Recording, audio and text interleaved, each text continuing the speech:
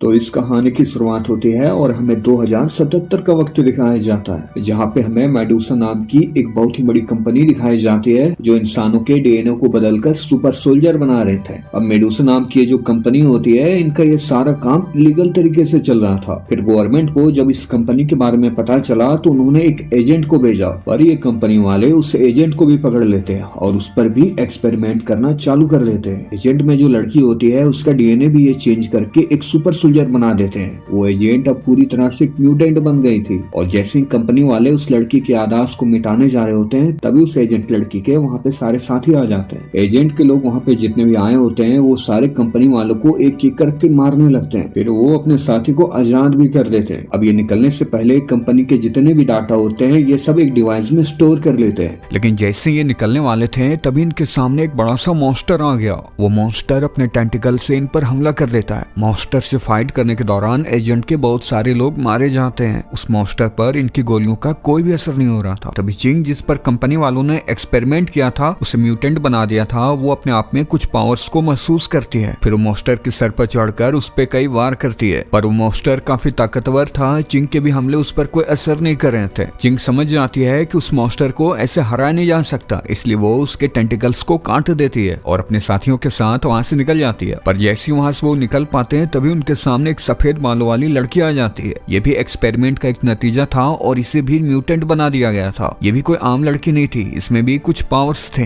ये सभी को हिप्नोटाइज करके अपने वश में कर लेती है। पर चिंग, जो कि अब वो भी म्यूटेंट बन गई थी, वो जल्द ही उसके वश से बाहर आ जाती है। फिर दोनों में बहुत ही टक्कर की फाइट होती है। ये दोनों के दोनों एक दूसरे पर काफी भारी पड़ रहे थे, लेकिन सफेद बालों वाली जो लड़की थी वो चिंग से भी काफी ज्यादा ताकतवर थी, इसलिए चिंग अपने साथियों को उसके वश से बाहर ले आती है। फिर ये सभी एक साथ होकर उस सफेद बालों वाली लड़की से मुकाबला करते हैं। पर वो जो लड़की होती है वो काफी ज्यादा फास्ट होती है। वो जल्द ही इन तीनों को हरा देती है। फिर वो चिंग के बाल को पकड़कर उसे घसीटता हुआ कहीं ले जाने लगती है और यहाँ हम देखते हैं कि चिंग का जो डीएनए था वो बदल रहा था। अब यहाँ से सीन कट होकर हमें मेडुसा कंपनी के हेड चिप को दिखाया जाता है। कुछ एजेंट के लोग जो बचे हुए थे उसके पास कैद में थे। वो एजेंट के हेड से उस डिवाइस के बारे में पूछता है जिसमें उसने उस कंपनी के डाटा को स्टोर किया था, पर हेड ने लड़ते वक्त उस डिवाइस को चिंग को दे दिया था, इसलिए कंपनी का हेड एंड चीफ एजेंट के हेड को मार देता है। फिर हमें चिंग को दिखाया गया जिससे अब होश आ गया था। वो किसी के घर में थी। चिंग को अपने सामने एक लड़का दिखाई देता है तो उसे लगता है कि ये उसके लिए खतरा है, इसलिए वो उसे एक पंच मारती है और वो लड़का काफी दूर जा के गिरता है। पर उस लड़के ने तो उसकी मदद की थी। चिंग जब मार्केट में आती है तो वहाँ उसे जितने भी चीजें होती है उसे कुछ अलग से दिखाई दे रहे होते हैं, मानो ये कि वो ये सब पहली बार देख रही हो। यहाँ हमें पता चलता है कि कंपनी वालों ने उसके मेमोरी को हटाने के लिए जो प्रोसेस थी उसी वक्त कंपनी वालों ने प्रोसेस चालू कर दी थी। हालांकि चिंग को उसके साथियों ने तो बीच में छोड़ा लिया था, लेकिन उस प्रोसेस के चालू होने से जो चिंग की याददाश्त होती है वो जल्द ही खत्म हो जाती है। चिंग को अब पुरानी बातें कुछ भी याद नहीं थी और तभी वो लड़का उसके सामने आ जाता है और उसे समझाने की काफी कोशिश करता है, पर फिर से चिंग को उस पर गुस्सा आ गया और वो उसके गले को पकड़ लेती है और गले के पकड़ते ही वक्त थम सा जाता है। जो इंसान जहाँ पे होता है वो वहीं पे रुक जाता है। अब इससे चिंग को पता चल जाता है कि उसके पास वक्त को रोकने की क्षमता है। चिंग टाइम को कभी भी रोक सकती थी। एक आदमी जो बिल्डिंग से गिरा था, चिंग उसे तुरंत से बचा लेती है। उसके पावर्स को यूज करने से कंपनी वालों को उसके लोकेशन का पता चल गया, इसलिए जल्द ही कंपनी के बहुत से लोग वहां आ जाते हैं। चिंग जब उनसे लड़ती है तो उसे अपने दो और पावर का पता चलता है। वो टेलीपोर्ट हो सकती थी, वो क्षण भर में एक जगह से दूसरी जगह जा सकती थी, और दूसरा उसके पास सुपर स्ट्रेंथ थी जो उसके पावर्स में और भी इजाफा कर रहा था।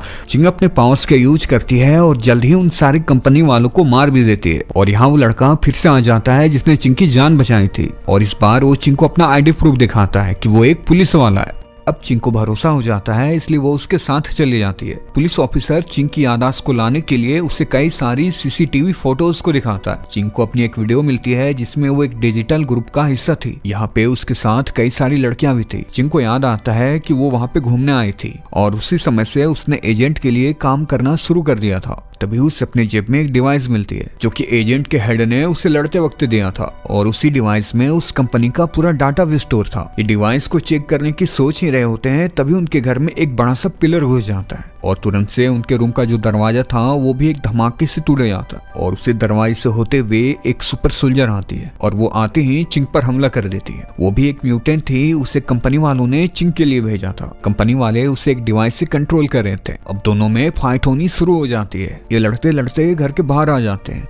वो लड़की चिंग को एक बिल्डिंग के ऊपर ले जाती है और वहाँ से वो एक वेब जनरेट करके उसे एक पंच मारती है। चिंग बिल्डिंग में धंसते जाती है और देखते ही देखते वो बिल्डिंग पूरी तरह से तबाह हो जाती है। चिंग काफी जख्मी हो चुकी थी, वो काफी कमजोर हो चुकी थी, उसके मुंह से भी खून निकल रहा था, वो मरने ही वाली थी कि तभी एक बार फिर उसका डीएनए चेंज होने लगता है और यहाँ डीएनए के बदलते ही उसकी जो पावर्स होती है वो काफी और भी ज्यादा बढ़ जाती है। फिर जैसे वो वहाँ पे खड़ी होती है उसके पावर से एक बहुत ही बड़ी शॉक वेव पैदा होती है। फिर वो उस लड़की को बहुत ही बुरी तरह से मारती है। वो लड़की चिंग के सामने ज्यादा देर टिक नहीं पाती है। चिंग भी काफी जख्मी हो चुकी थी, इसलिए वो भी बेहोश हो जाती है। दूसरी ओर हम कंपनी के हेड मैनेजर को देखते हैं जो अपने एक साथी से बहस कर रहा होता है। तो कंपनी का जो मालिक होता है वो भी इनकी सारी बातें सुन रहा था। वो इन दोनों को समझाता है और किसी भी तरह से चिंग को वापस लाने को कहता है। चिंग को होश आता है और वो पुलिस ऑफिसर के साथ उसी लैब में जाती है जहाँ पर उस पर एक्सपेरिमेंट किया गया था। वहाँ जाते ही चिंग को सारी बातें याद आने लगती है। उसे याद आता है कि उस सफेद बालों वाली लड़की ने उसे पकड़ लिया था और उस पर एक्सपेरिमेंट किया था। वो उसी जगह पर खड़ी थी जहाँ पर उस पर एक्सपेरिमेंट किया गया था।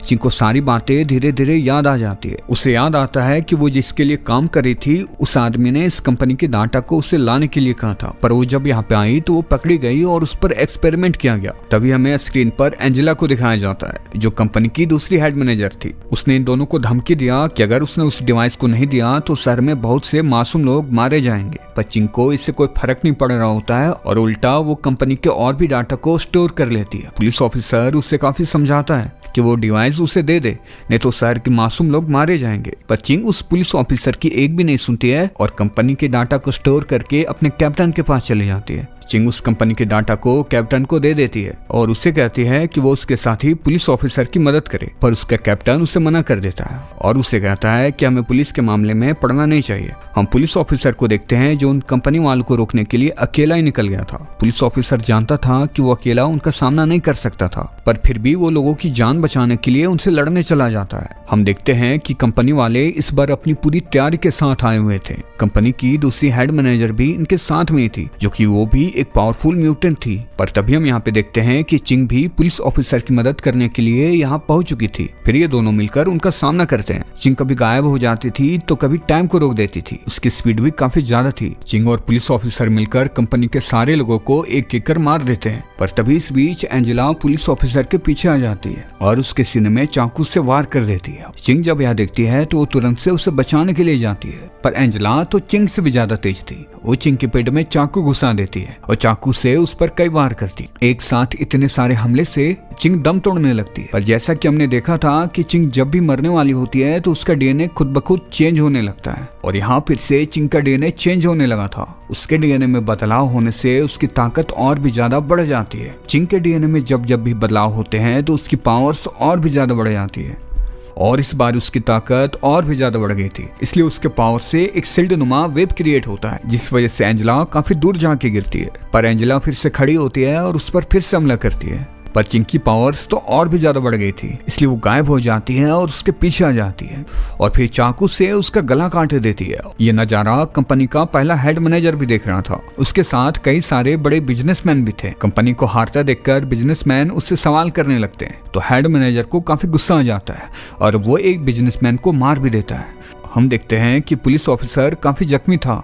वो चिंग के हाथों में ही अपना दम तोड़ देता है। ये देखकर चिंग काफी दुखी हो जाती है, उसे काफी गुस्सा आता है। फिर वो मेडुसा कंपनी के मेन ऑफिस में पहुंच जाती है। कंपनी के लोग सामने आते हैं और चिंग पर हमला करते हैं, पर चिंग तो काफी गुस्से में थी, वो सबको मारती जाती है। फिर उसके सामने कंपनी का हेड मैनेजर आ जाता है। वो चिंग के गले को पकड़कर उसे दूर फेंक देता है। कंपनी हेड मैनेजर सभी म्यूटेंट में सबसे ताकतवर था, इसलिए वो चिंग को आसानी से मार रहा था। वो मार मार कर चिंग को अधमरा कर लेता है। फिर जैसे ही चिंग की सांसें टूटने वाली होती है तभी एक बार फिर उसका डीएनए चेंज होने लगता है और इस बार उसकी ताकत और भी ज्यादा बढ़ जाती है। इस बार वो इतनी तेजी से गायब होती है कि हेड मैनेजर उसे देख भी नहीं पाता है।